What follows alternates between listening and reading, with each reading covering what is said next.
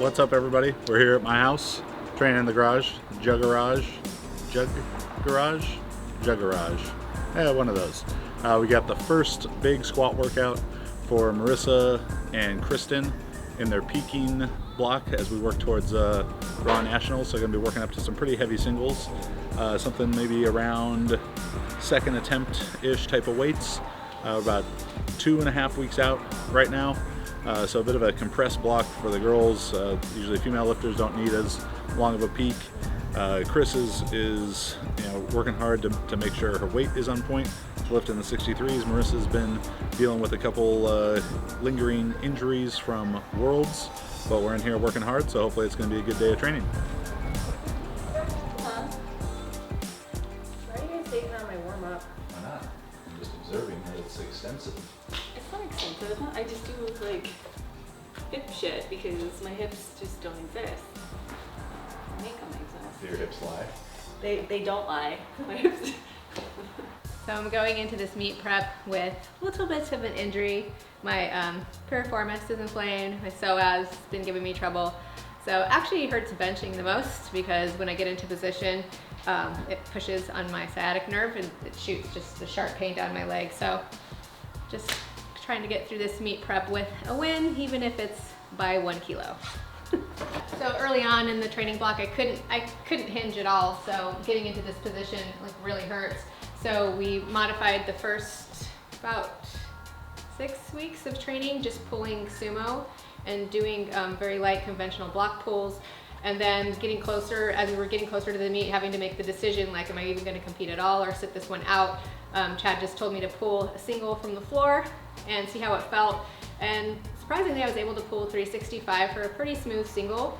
And up until that point, I hadn't pulled from the floor at all. And I hadn't even pulled a conventional block pull more than 245 off a block. So again, just kind of going into it and hoping that everything holds up after the meet. So I can just heal and come back feeling 100%.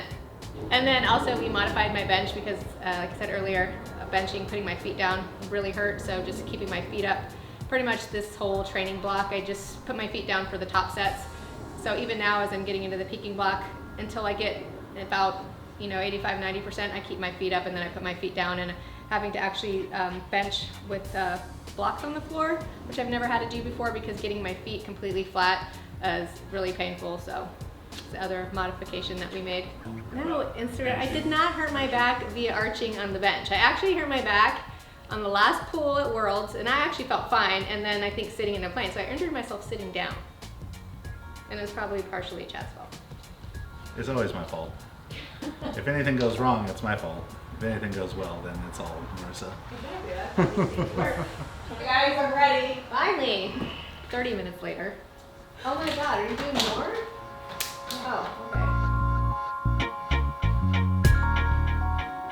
One of the biggest issues that I have when I squat is actually only when I go heavy in weight is like an excessive knee valgus, where I got a comment for my last meet for the record.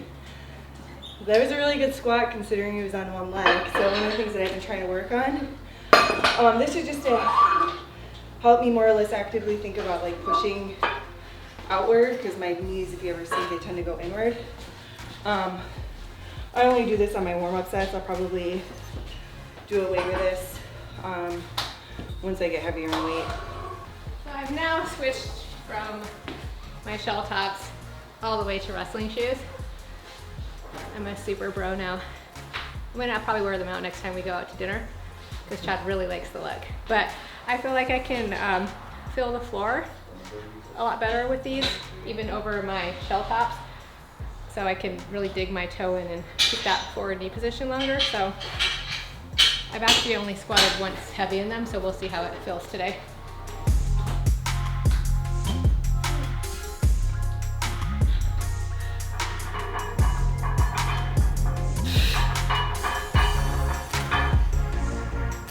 So I have to work up to 170 kilos, which is 374 pounds for a single. So we'll see how it goes. So as we're looking at, thinking about your technique and addressing technical changes, not that either of the girls need like technical changes, they still got to focus on certain cues. you know, in the earlier warm-up sets, it's easy to think because the weight is light. So I'll have maybe Kristen thinking 3 or 4 cues on each one. Something for the start, something for the descent, then in the hole, and the first move out of the hole. So we're gonna think about big toe in the start. So our pressure is at the front of her foot. Then to push her knees forward, to keep a forward knee position and be able to use your quads really well. Speed into the hole, and then push with her back out of the hole. And then as we keep working up in weight, cut the cues out, kind of just let the training take over, and hope that the warm-up sets and the training kind of makes your default technique, your no thinking technique, your good technique, so you can go to the meet and just do it instead of having to think your way through it. There are some sweet rhymes in there too. DJ Westlos on the 1s and 2s. Right. Knees, back. Good. Back. Good. Chadley's Angels, Chadley's Meatheads. We call ourselves Chadley's Meatheads because we don't know how to count kilos.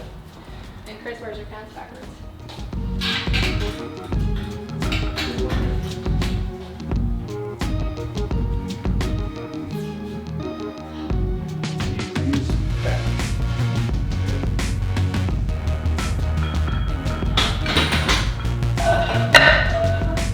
Marisa just gave you a little zing.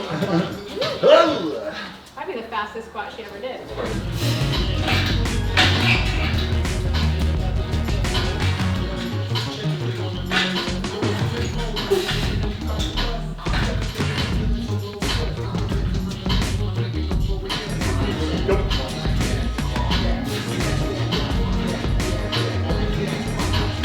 So normally Chris is real slow down. He moves really fast. Like an accidental, Like so fast he has to slow down the video. like a unintentional pause squat kind of situation. Except where she really screwed herself on this, why I have to make her go fast all the time. She did one set, this one time, best set ever. 314 for 8. And Marisa and I are watching it like, holy shit, who the fuck is this squatting? Like it was just boom, boom, boom, hitting the hole. Where normally it's like she does the first rep and she's supposed to do like 6, and we're like, oh my god, is she even gonna be able to do 2? And they just keep grinding them out. But we're speeding her up. Kristen Dunsmore, athlete.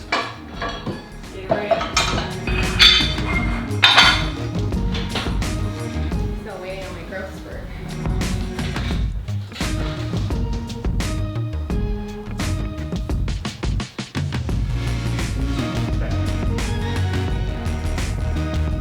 So it's been, tough training coming back from Worlds. Maybe even more frustrating, I think, for both Marisa and I, that it wasn't like one lift or like, oh, okay, you got hurt on this because this happened. It was sort of a meet plus long train rides and plane rides and all that stuff. So we've had to really adjust the training the whole time. Where the first 7 weeks or so, probably never squatted anything more than 240. And it's just stressful.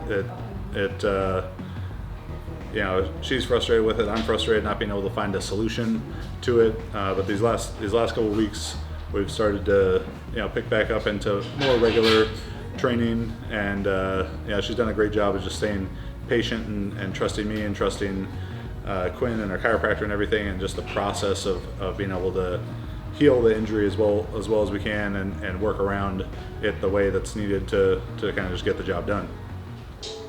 Ooh, Yeah. yeah. This album is dedicated to all the teachers that told me I had no mouth for nothing. To all the people that lived above the buildings. Come on. It was all a dream. I used to read Word Up magazine, salt and pepper and heavy G up in the limousine. Hanging pictures on my wall. There you go. Mr. Magic Molly Mall. I like my tape. Smoking weed and Good from here. Born sinner, the opposite of a winner will be. The internet knows about my dancing skills.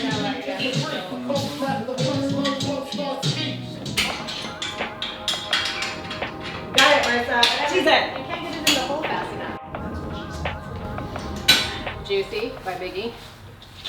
So like at the Arnold, because every time I would drive to Juggernaut to do my heavy squat singles before that prep, I listened to that song like the entire way. because I felt like it was making for good squatting. So then Chadley over there played it for me that morning. It was an alarm. That song was the alarm. So sweet. And 9 for 9. 9 for 9. 27 whites. So was it the training, the programming, or was it Biggie Smalls? It's probably all the songs. Actually, you know what I really like? Low Life. It's not the lyrics. That's what I used to tell my mom when I try and listen to rap music. Like, I'm not listening to the words, Mom. I just like the beat. Yeah.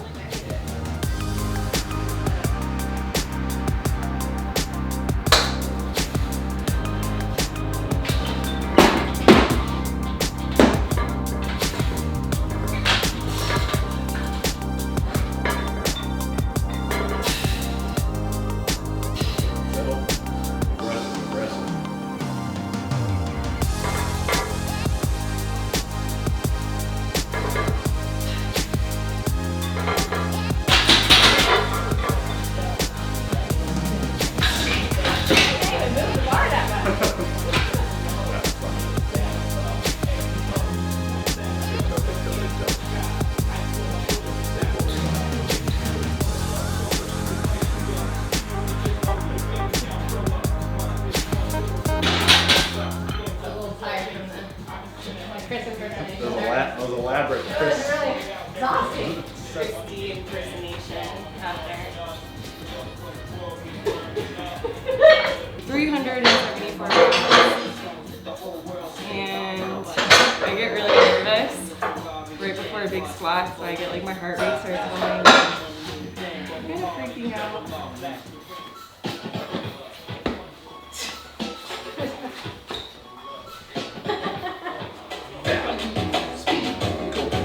Steroids and alcohol, still a fucking athlete.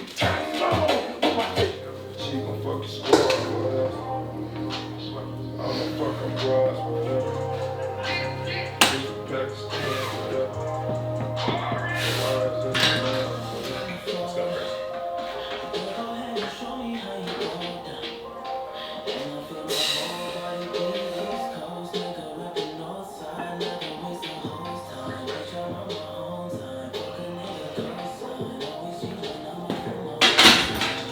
That's 2.5 kilos off our PR, off the American record. So And it felt easier we have two more heavy squats for the peak. So a little bit more, a little bit more.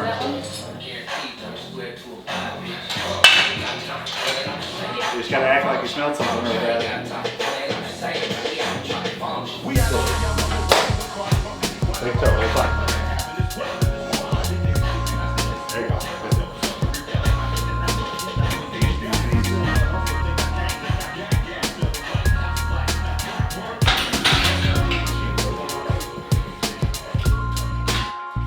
So I compete as a 63, but I don't actually walk around at 63 kilos. I probably walk around about 66 kilos, maybe during the holidays a little bit more. So I actually have to cut weight, and one of the hardest parts for me is because I'm actually pretty lean to begin with. So cutting weight is actually kind of hard, just because I want to maintain as much muscle as I have. So what I've been doing is actually following the RP strength cutting templates.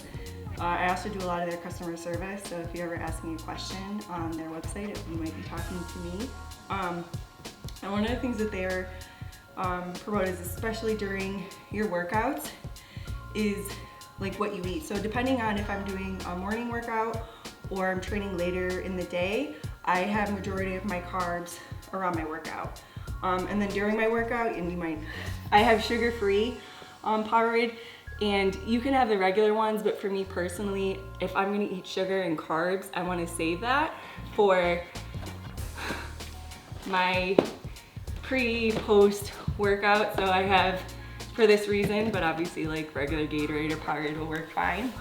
So I use this post-workout, and usually I get around like 40, 50 grams of carbs post-workout, depending on how hard my training is. So because we're currently in a peaking block, despite how I'm out of breath, the intensity of the workouts probably aren't as much as during like a higher volume block. So my carbs are actually kind of lower. So I'll just do about like 25 grams of carbs. So like, I guess today we'll have Lucky Charms. There's 22 grams of carbs in a serving. So that's fine. And usually like if I want to be really anal about it, I'll weigh it out. So with the templates with the carbs, you don't actually have to worry about, these are actually really low in fat. So it's like less than a gram, 2 grams of protein, but we don't count that. So there's 22 grams in one serving, which is 27 grams. So I'll literally just weigh out 27 grams. So that's 22 grams if I get 30 or something. I'm not like super anal about it. I like to keep my fats low, so I'll just use like fat-free milk. I get the Fairlife just because it's higher in protein, but regular fat-free milk will work fine. I mean, I guess because it's already on the scale, I'll weigh it, but I'll weigh out just like half a serving, which is 120 grams. And I don't weigh out everything. It's 127, but. So this is my post-workout meal. Again, like I said, carbs, this will probably later, I'll cut out carbs later on in the day and get majority of my fats and protein. So that's it. Actually, they have a cereal that's like all marshmallows. Yeah, but you always get gypped with Lucky Charms. You get like one marshmallow. The Chucky Welch eating dance. So good. Dance move around, it's like, and then you get down. I was dancing a bunch. I didn't get no abs. These also are kind of cool. I got these off of Amazon. It's like whey protein puffs. These ones are unflavored, but I think they also have chocolate. And sometimes I'll add them to my cereal if I need some extra protein into my cereal. And I didn't put it in today, so I'm just gonna take a scoop of it to get it. And so there's, I think 10 grams. Yeah, 10 grams for one serving. Bottoms up. Don't choke. Spray the